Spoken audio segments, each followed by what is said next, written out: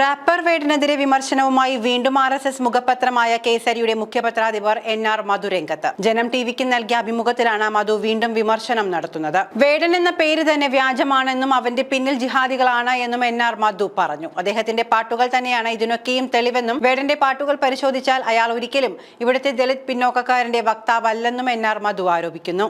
കേരളത്തിൽ ഹിന്ദുവായി ജീവിക്കുന്നത് എത്രത്തോളം അപകടകരമാണ് എന്ന് തെളിയിക്കുന്നതാണ് വേടനെതിരായ പരാമർശത്തിലെ തനിക്കെതിരായ കേസ്. വേടൻ എന്ന പേര് തന്നെ വ്യാജമാണ്. വേടൻ സമുദായം മഹത്തായ പാരമ്പര്യമുള്ളവരാണ്. അയാൾ വേടൻ സമുദായത്തിൽപ്പെട്ടയാളല്ല. വേടൻ എന്ന പേര് ഇവിടെ ദുരുപയോഗം ചെയ്യുകയാണ്. മയക്കുമരുന്ന് ഉപയോഗിക്കുന്ന അച്ചടക്കമില്ലാത്ത വ്യക്തി വേടൻ എന്ന ഗോത്ര സമൂഹത്തെ അപമാനിക്കുകയാണ്. ഇത്തരം ആളുകളെ ഭരണകൂടം തന്നെയാണ് പ്രോത്സാഹിപ്പിക്കുന്നത്. വേടൻ എന്ന കലാകാരന് ആവിഷ്കാര സ്വാതന്ത്ര്യമുണ്ട്. എന്നാൽ ഈ ആവിഷ്കാര സ്വാതന്ത്ര്യം ഈ നാടിന്റെ സംസ്കാരത്തെയും സുരക്ഷിതത്വത്തിനും അനുഗുണമാവണം. വേടന്റെ പാട്ടുകൾ പരിശോധിച്ചാൽ അയാൾ ഒരിക്കലും ഇവിടുത്തെ ദളിത് പിന്നോക്കക്കാരന്റെ വക്താവല്ല. ലോകത്തുള്ള അടിച്ചമർത്തപ്പെട്ടവരുടെ പാട്ടുകളൊക്കെ വേടൻ പാടുന്നുണ്ട്. സിറിയ നിൻ മാറിലെ മുറിവ്, കൊറിയ നിൻ മീതെ കഴുകന്മാർ, ലങ്കയിൽ ദാഹം മാറാത്ത പുലികൾ അലയുന്നു, ഇങ്ങനെയൊക്കെയാണ് വരികൾ. വേടന്റെ ഒറിജിൻ ശ്രീലങ്കൻ വനിതയാണ്. വേടൻ പാടുന്ന ഈ പുലികൾ LTT-കാരാണ്. അവരെ മഹത്വൽക്കരിക്കുകയാണ്. അവരുടെ ദാഹം മാറിയിട്ടില്ല എന്ന് പറഞ്ഞാൽ പരോക്ഷമായി ഭീകരവാദത്തെ പ്രോത്സാഹിപ്പിക്കലാണ്. ആളുകൾ കൂടുന്നു എന്നതുകൊണ്ട് ഭീകരവാദത്തെ പ്രോത്സാഹിപ്പിക്കുന്നത് അംഗീകരിക്കാനാവില്ല. മറ്റൊന്ന്, സൊമാലിയയിൽ ബാല്യങ്ങൾ കുടിനീര് തേടി അലയുന്നു എന്നാണ്. എന്തിന് സൊമാലിയ വരെ പോകണം? ദളിതന്റെയും പിന്നോക്കക്കാരന്റെയും ദുര്യോഗം അറിയണമെങ്കിൽ വയനാട്ടിലേക്ക് പോയാൽ മതി. അവർക്ക് കുടിനീരില്ല, അതൊന്നും പാടുന്നില്ല.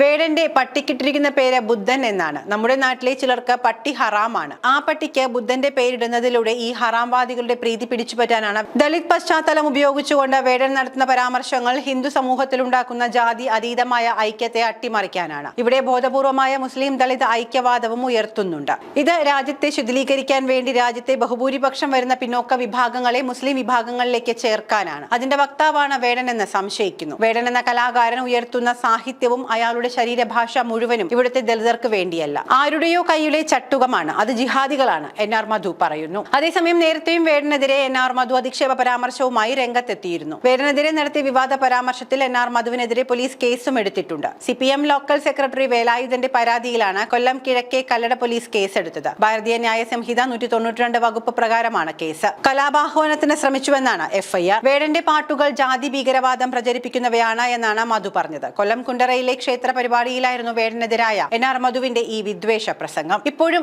പറച്ചിലിൽ ചെറിയ മാറ്റം മാത്രമേ ഉള്ളൂ. കുറച്ചുകൂടി ശക്തമായി ജിഹാദികളെ തന്നെയാണ് ഉദ്ദേശിക്കുന്നത് എന്ന് തുറന്നു പറഞ്ഞിരിക്കുകയാണ് മധു. ഇപ്പോൾ വേടനെ വിടാതെ പിടികൂടുകയാണ് മധു. എന്താണ് ഇതിനു പിന്നിലെ അജണ്ടയെന്ന് മധുവിന് വ്യക്തമായി അറിയാമായിരിക്കും.